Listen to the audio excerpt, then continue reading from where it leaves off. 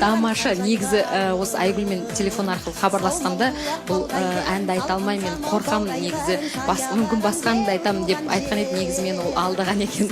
Қарап отырсаңыз, тамаша, өте тамаша айтып жатыр. Өйткені мен негізі осы әнді орындағардың алдында маған осындай иірімдер қажет болған еді, бірақ мен сол иірімдерді жасай алмадым. Енді мына жерден Айгүл тыңдап отырып, көп нәрселер өзіме үйрендім, ұрладым. Алтынай Жорабаева ән салуды институттың 2-ші курсында фольклорлық клубқа қатысудан бастады. 2008 жылы Алтынай Жорабаеваға 30 жасында елбасының жарлығымен Қазақстан Республикасының еңбек сіңірген қайраткері атағы берілді. Ол осы атақты иеленген әртістердің ішіндегі ең жасы. Бәрекелді, Алтынай ханым, қош келдіңіз. Бүгінгі бағдарламада сізді арнайы көрермендеріміз, сүйікті тыңдармандарыңыз күтуде. Қазақтың санын көбейтумен өнерді қатар алып жүрген ардақты анасыз. Өнерден кішкене қарайып қалған жоқсыз ба? Балалармен отырым деп. Енді ол қарайып деп айтпай-ақ қояқ. Ол бәрібір Алланың берген өнер болғаннан кейін оны қаншалықты оны қалдыруға болмайды, әрине. Енді мынау бала кішкентай болғанда әрине ол үйде отырған жағдайымыз бар, бірақ оның үстіне біздің отағасы отырғызып қоймайды.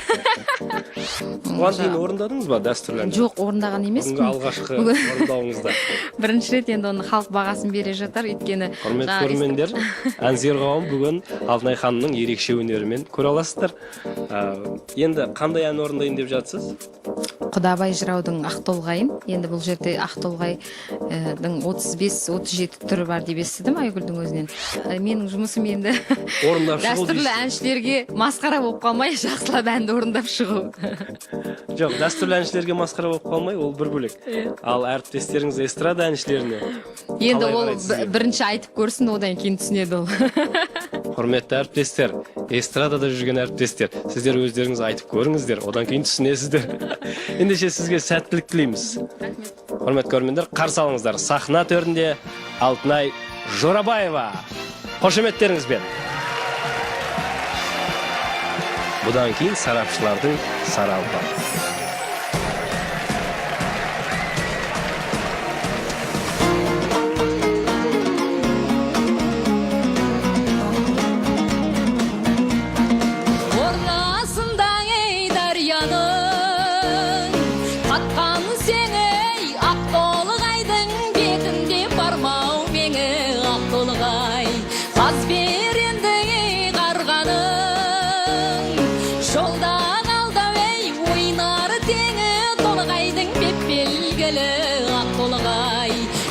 Айтайын десем, ай, жер шалғай, сағындым ғой Ақтолғай, қонасың қашан сен болғай, қонасың қашан сен болғай.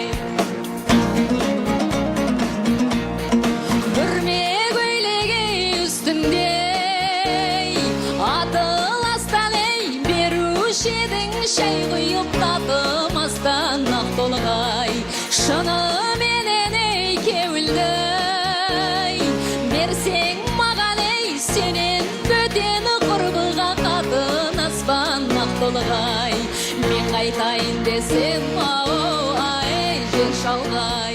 Біздің алдың сарындары сияқты кәдімгі Далай жыраудың бүгін тірі болса өзі қуанар еді, бірақ рухы ырза шығар деп ойлаймын. Сол қазақтың маңдай алды жұлдызы осы Алтынай Жорабаеваға осы әннің бұйырғанына мен Құдайға тәуба деп айтамын. Себебі әннің бақытын ашатын әнші, сондықтан бүгін осы әнде Алтынай өзінің биіктігімен, өзінің даусымен, өзінің тембрымен осы әнді жеткізді деп ойлаймын. Бидарласам жаз жайласа, таулардан қайта көшкен Ақтолғай, көңіліме көңілің қосылғасын сенен бөтен досым жоқ Құдай дескен Ақтолғай, мен қайтайын десем, ай, жер шалғай, сағындым ғой Ақтолғай, қонасың қашан сен болғай, қонасың қашан сен болғай, қонасың қашан сен болғай, қонасың қашан сен болғай.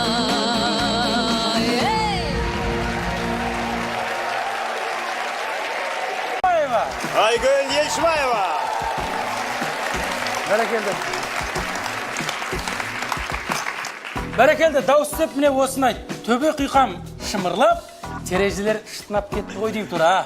Дәл солай. Осындай дауысты күту үшін күніне неше жұмыртқа жұтасыздар? Мәселе мынадай жұмыртқалар. Енді күніне жұмыртқа жұтпаймыз, енді ол бастапқыда осы сахнаға жаңадан келгенде ол менің өмірімде болған, өйткені жаңа байқауларға қатысқанда қатты толқығаннан жаңа тамақ кеуіп кетеді ғой. Сол үшін тамақ жібіп тұру үшін сол кезде 2-3 жұмыртқаны бірден жұтатынмын. Ал қазір енді ондай қорқыныш болмайды. Енді әрине толқисыз, бірақ оның бәрін ән басталғаннан кейін, образға кіргеннен кейін бәрін ұмытылып кетеді. Бәрекелді. Құпия болмаса Айгүл, сізші жұмыртқада қалай?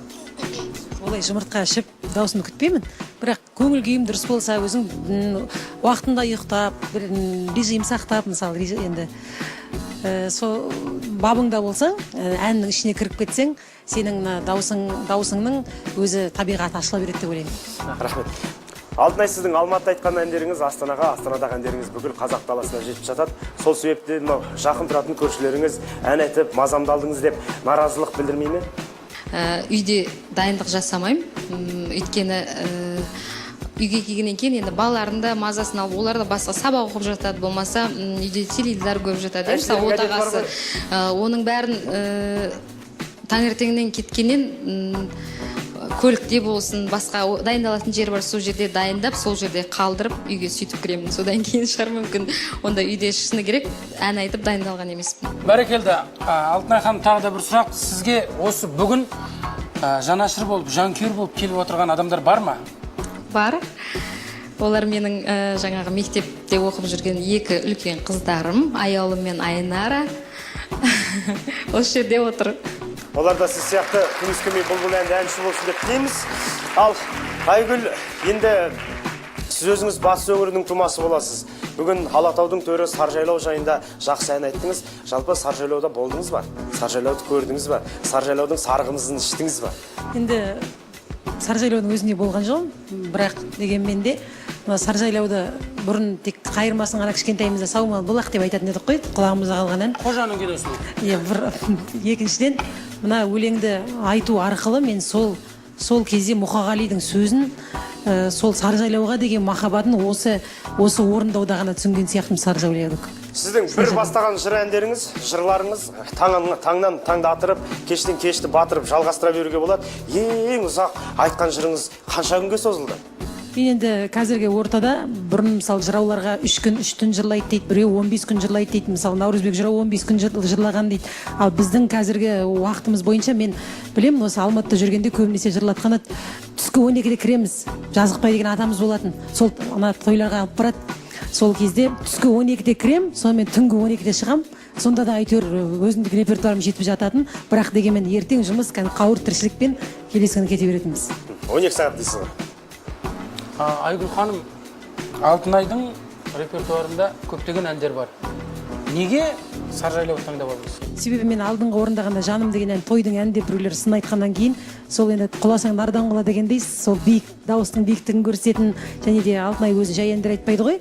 Сондықтан осы дауыстың биіктігін көрсететін, өзінің диапазонды көрсететін, және де әннің шеберлігін талап ететін ән деп осы Саржайлауды алдым. Біз әннің мәнінде, сәнінде жеткілікті жететін жеріне жеткізген сияқтымыз. Ендеше біздің ойымызға, пікірімізге сарапшылар не дейді екен? Назар салайық.